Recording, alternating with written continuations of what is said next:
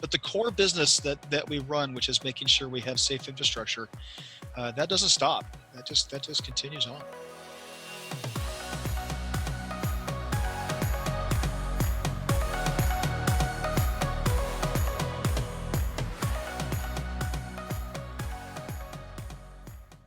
Hi, I'm Kevin Coleman, and on today's episode of Bellingham Now, we're going to be talking about public works and what's happening in the city. Today, I have Mr. Eric Johnston, Director of Public Works, on the show. And welcome, Eric. How are you doing today? I'm doing very well, Kevin. Glad to be here. Thank you. Thanks for taking the time to be with us today. So I know that there are things really happening with City, and you're a new director, and you've come on board, and things were happening and moving right before COVID, and then everything stopped.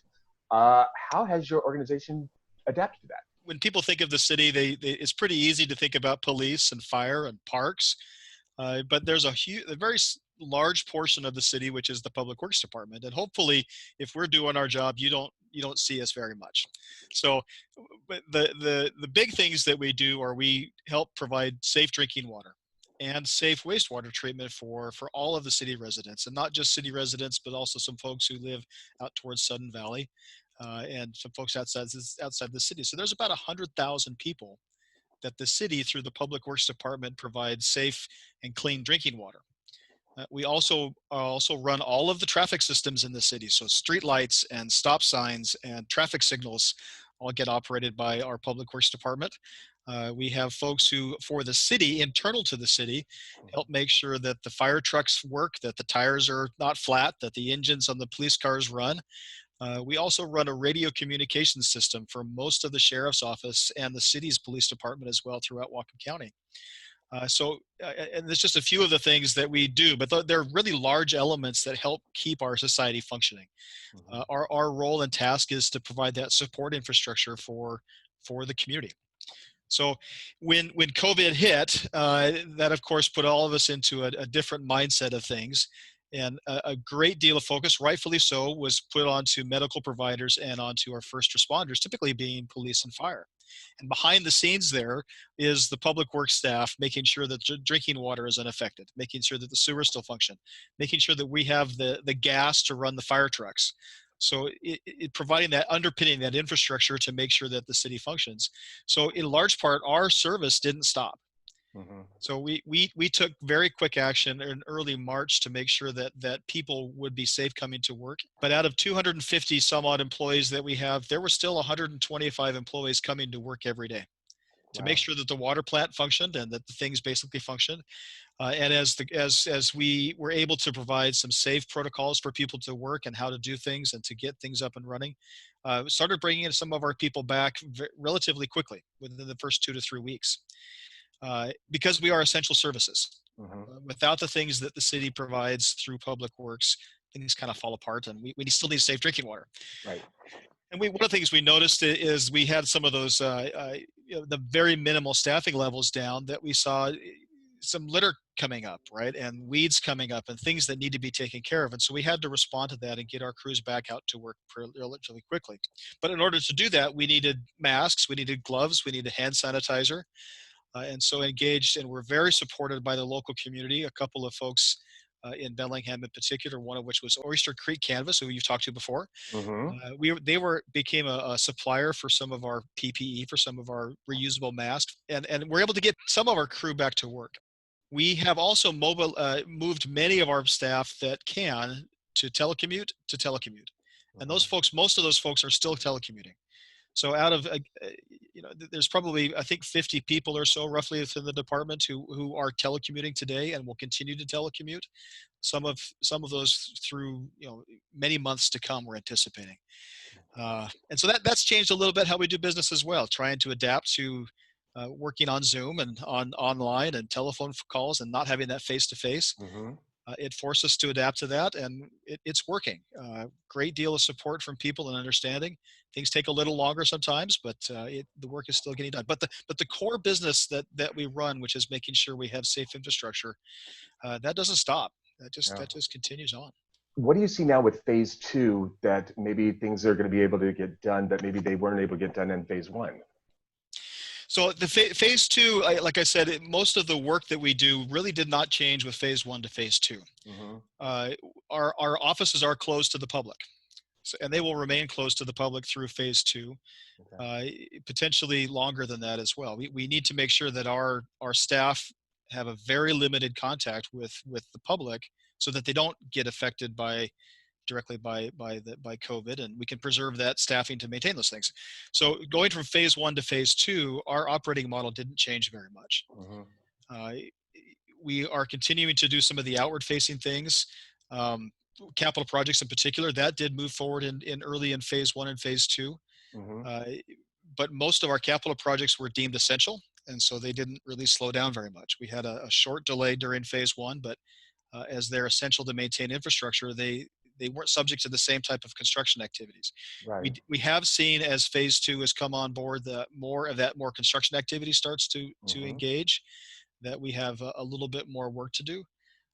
But not much of a change from phase one to phase two. Phase three Gotcha. will be a little interesting as we get from phase three and into phase four, and the limitations on government offices being open starts to change. Mm-hmm. Then the work that we do to support City Hall and the library and the museum will also change to some extent, and just require additional work, additional manpower. But sewer and water are essential, and so that didn't Yeah. change much from phase two to phase two. Right, right. It's still necessary. Yeah. Now, what type of projects are in works that maybe people don't know about from that you guys had deemed as essential? So we have wide-ranging projects. One of which is the removal of the Nooksack Dam. Mm-hmm. So that's kind of out of sight, out of mind. It's way up into the hills, and people don't see that very much. But that's a critical project for the city to remove that fish barrier, and that project did not stop at all.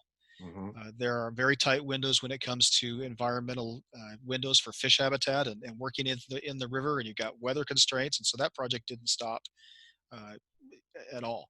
We Mm-hmm. had a couple of projects for water and sewer main replacements and a parks development project up in Cordata. That's the Parks Department, but same idea. We Mm-hmm. put those on hold for about a week or two, but didn't slow them down too much. We continued to develop some of our major capital projects that are coming this summer, and sent those out to bid and got those contractors on board during the phase one, phase two. Mm-hmm. One of which is the remodel of the Bellingham Library. The main floor gets a new remodel this year, some new restroom facilities, some better operating protocols for the staff at the library. That's proceeding on schedule. We opened bids this week on some sidewalk and bicycle improvements throughout the community. Probably the one that's most notable is going to be major changes on Samish Way Mm-hmm. and a road diet, and adding bike lanes along that corridor consistent with the urban village approach, and some safe crossings for people to get across the street. We're pretty excited about that one.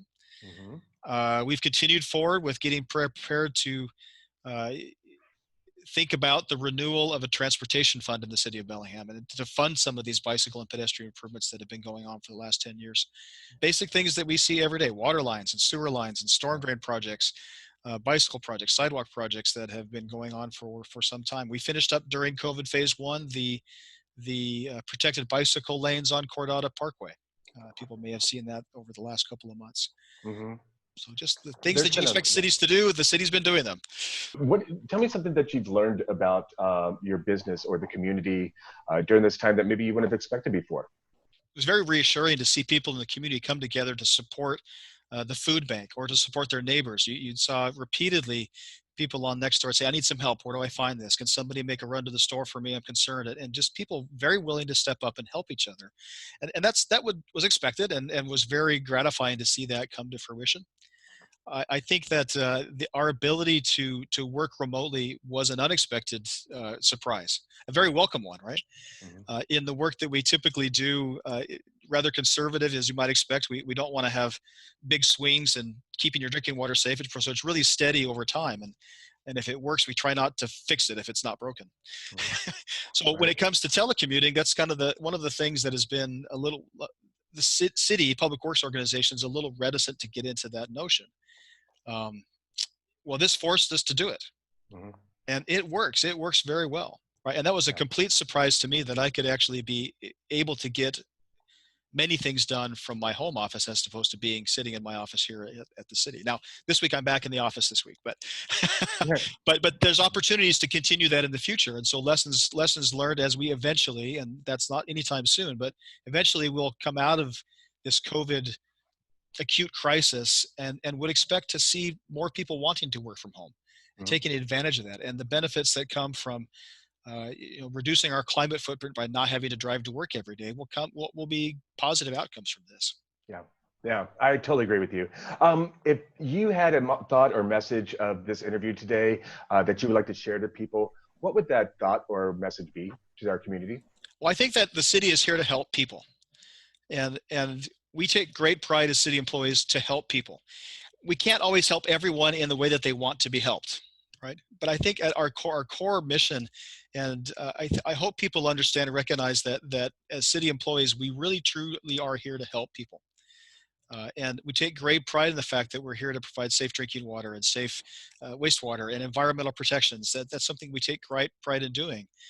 This week, the city was able to move forward on the emergency action for the new drop-in center for our members of our community who don't have a place to live, Mhm. and that is very, very gratifying. It really feels good to help people who need some help, and so I think the hope is that we are here to help. Mhm. Please call us if there's something that we might be able to help with. We can work through that. We can talk with that, but please make that phone call to us directly or send us an email. Reach out to us because we would like to help where we can. Eric, I appreciate you being on the show today. Thank you for what you're doing. Thanks for keeping us involved. And I appreciate knowing everything that's happening in Public Works. Thanks for all you're doing. It was great fun, Kevin. We'll talk to you later. Thank All you. right, thank you. Bye bye. Hey, we hope you enjoyed watching this episode of Bellingham Now. To see all of our episodes, go to BellinghamTonightShow.com. New content is added daily, so make sure you subscribe for updates. Thanks for watching.